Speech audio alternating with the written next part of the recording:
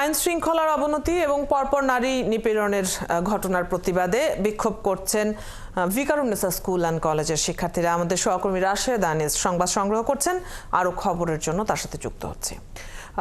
রাশেদ, ভিকারুন্নেসার শিক্ষার্থীরা যারা বিক্ষোভ করছেন তাদের বক্তব্য কি জানতে চাই, তাদের দাবিগুলো কি কি? 12:30টার দিকে যদি আমি বলি, 12:30টার দিকে ভিকারুন্নেসা স্কুলের যে প্রধান ফটকটি রয়েছে বেলি রোডে, ঠিক সেখানে কিন্তু শত শত শিক্ষার্থী তারা কিন্তু অবস্থান নিয়েছেন। স্বরাষ্ট্র উপদেষ্টা যতই আশ্বাস দিচ্ছেন যে আইন শৃঙ্খলা পরিস্থিতি উন্নতি ঘটবে, কিন্তু তারা কিন্তু সেটি আসলে বিশ্বাস রাখতে পারছেন না। তারা কিন্তু বলছেন যে একজন নারী হয়ে একজন নারী ধর্ষণের মতো ঘটনা যেখানে ছড়িয়ে যাচ্ছে সেটি কিন্তু তারা কোনোভাবেই মানতে পারছেন না। এখানে যে ভিকারুন্নেসা স্কুলে শত শত শিক্ষার্থীরা রয়েছেন, শুধু যে স্কুল তা নয়, কলেজের শিক্ষার্থীরাও রয়েছেন।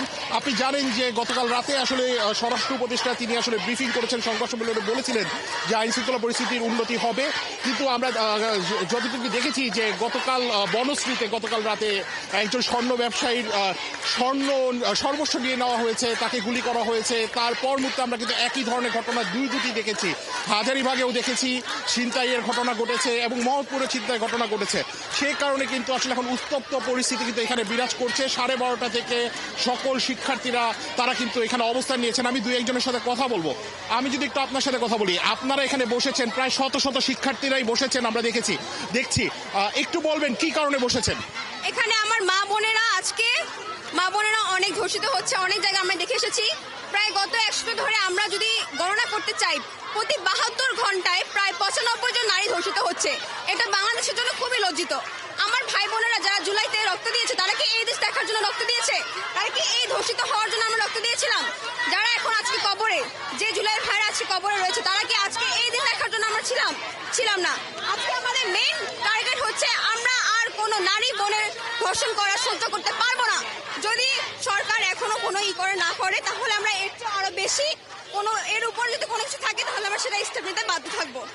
আমাদের আজকের সবচেয়ে বেস্ট কাজ হচ্ছে আমাদের মেয়েদেরকে, আমাদের ভাই বোনদেরকে সবাইকে আমরা আহ্বান জানাচ্ছি, তোমরা প্লিজ সেফটি থাকবা। আর হচ্ছে কোনো রকম ভাবে যদি তোমাদেরকে ধর্ষণ করার ট্রাই করা হয়, সবাই যেন আমরা একসাথে চলে আসি। অবশ্যই সবাই নিরাপদে থাকবেন সেটি আশা করছি। আমি আরো দুই একজনের সাথে কথা বলবো। আমরা দেখছি অনেক শিক্ষার্থী আছেন। আমি যদি একটু আপনার সাথে কথা বলি, আপনারা দাঁড়িয়েছেন বিভিন্ন রকমের প্ল্যাকার্ড হাতে, আমরা দেখছি। আসলে কি বার্তা দিতে চাচ্ছেন বা আপনাদের দাবি কি? আসলে আমরা নিরাপদ বাংলাদেশ, 36শে জুলাই যে আন্দোলনটা ছিল সেটা অবশ্যই নিরাপদ বাংলাদেশের জন্য ছিল। হয়তোবা আমরা আমাদের স্বৈরাচার যে ছিল তাকে আমরা মুক্ত করতে পেরেছি, কিন্তু বাংলাদেশকে আমরা এখনো সোনার বাংলাদেশ রূপে গড়ে তুলতে পারিনি।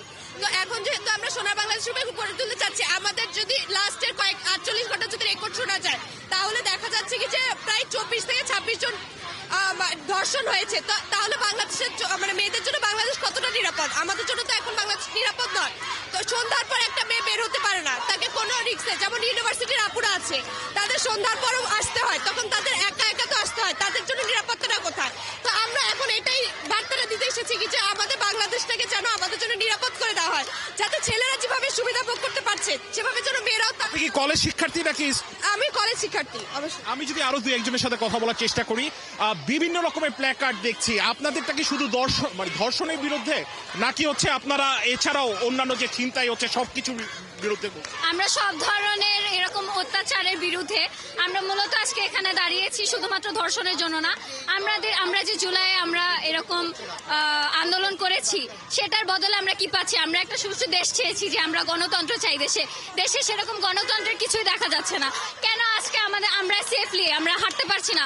আমরা শিক্ষিত হচ্ছি কিন্তু আমরা মানুষ হচ্ছি না কেন? আমরা সবাই এটার বিরুদ্ধে অনেক জোর দাবি জানাচ্ছি যে এগুলা যাতে বন্ধ হয়। আমাদের ভাইদের রক্তের এভাবে অপমান করা হচ্ছে। আমরা এই দেশটাকে আমরা সুন্দরভাবে গড়ে তুলতে চাই। আমি যদি আরো দুই একজনের সাথে কথা বলার চেষ্টা করি, আমি দেখছি যে আপনি silence the rapist not the victim, আপনি এরকম একটি প্ল্যাকার্ড হাতে নিয়ে দাঁড়িয়ে রয়েছেন। কি বার্তা দিতে চান আসলে? আমরা চাচ্ছি যারা সেক্সুয়াল হ্যারাসমেন্টের শিকার হচ্ছে, তারা যেন ভিকটিমের মতো সাইলেন্ট না হয়ে থাকে। আমাদের রেপিস্টদের সাইলেন্ট করা উচিত। তারা এরকম আশেপাশে ঘুরে বেড়াচ্ছে, তাদের কোনো ঠিকমতো আইনি ব্যবস্থা হচ্ছে না।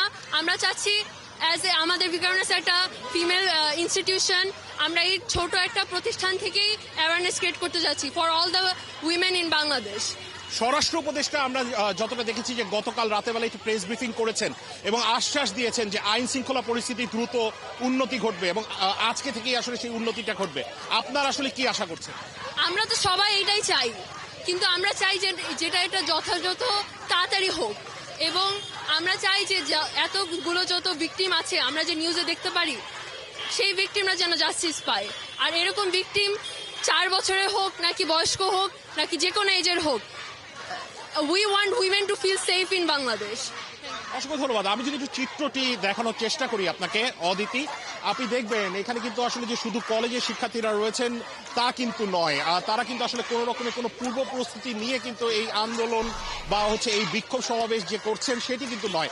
তারা গতকাল রাতেবেলা অনানুষ্ঠানিক কোনো আনুষ্ঠানিকতা ছাড়াই কিন্তু আসলে তারা জানিয়েছিলেন যে তারা আসলে বিক্ষোভ কর্মসূচি করতে পারেন, এবং যখন আসলে গতকাল রাতে 2-3টি ঘটনা ঘটেছে এরপর কিন্তু তারা, আমরা যখন হচ্ছিল অল্প কিছুক্ষণ আগেও ছিলাম 12টার দিকে থেকে যখন এখানে অবস্থান করছিলাম তখন কিন্তু তাদের কর্তৃপক্ষদের সাথে কথা বলেছি। তারা কিন্তু আমাদের বলেছে, দারোয়ান বিকারুননিসা স্কুলে যে দারোয়ান রয়েছে তারা কিন্তু আমাদের বলেছেন কোনো রকমের কোনো কর্মসূচি বা কোনো রকমের কোনো কিছু নেই। কিন্তু আমরা কিন্তু দেখছি যে শত শত যারা শিক্ষার্থী রয়েছেন বিকারুননিসা স্কুলের এবং কলেজের, তারা কিন্তু এখানে অবস্থান নিয়েছেন এবং বিভিন্ন রকমের প্ল্যাকার্ড দিয়েছেন। তাদের যে এই অবস্থান এবং অবস্থান কর্মসূচি সেটি যে শুধু মাত্র ধর্ষণের প্রতিবাদ দেয় তা কিন্তু নয়। তারা বলছেন যে তারা দ্রুত বিচার চান, যারা আসলে নারীরা, যারা মা বোনরা যারা আসলে ধর্ষণের শিকার হয়েছেন, অন্তঃসত্ত্বা নারী থেকে শুরু করে তাদের যারা আসামি রয়েছেন বা ধর্ষক রয়েছেন তাদের দ্রুত। রাশেদ, সার্বিকভাবে নিরাপত্তার প্রশ্নে তারা অবস্থান নিয়েছেন যেমনটি তাদের কথা শুনে বুঝছিলাম। ধন্যবাদ আমাদের সাথে যুক্ত হয়ে এই মুহূর্তের খবরগুলো জানিয়ে দেওয়ার জন্য। সহকর্মী রাশেদ দানিশ রয়েছেন ভিকারুননিসা স্কুল অ্যান্ড কলেজের সামনে, সেখানকার শিক্ষার্থীরা যে বিক্ষোভ করছেন তা নিয়ে আমরা জানছিলাম।